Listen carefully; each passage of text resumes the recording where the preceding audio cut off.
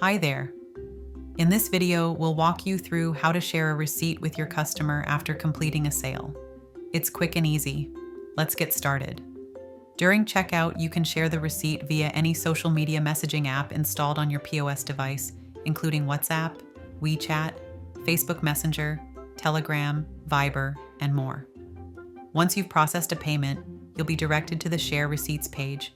From here, you can share the receipt with your customer in just a few simple steps. First, if you'd like to send the receipt directly to your customer via email, simply enter their email address in this field. Once you've entered the email, just click Send Receipt, and you're done. It's that easy. But what if you want to share the receipt in other ways? No problem. Just tap on the share icon here. This will open a menu with different sharing options. Now, you can choose how you'd like to share the receipt.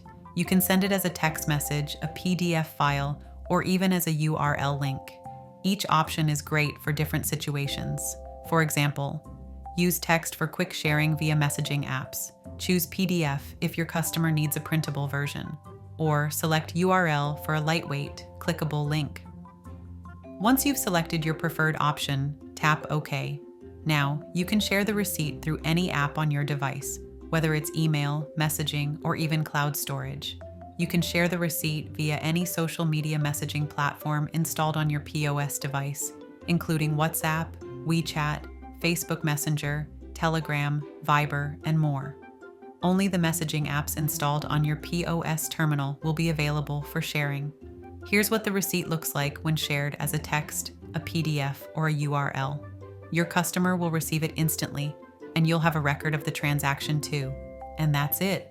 Sharing receipts is a breeze, and it's a great way to keep your customers informed and happy. Thanks for watching, and we'll see you in the next video. Happy selling!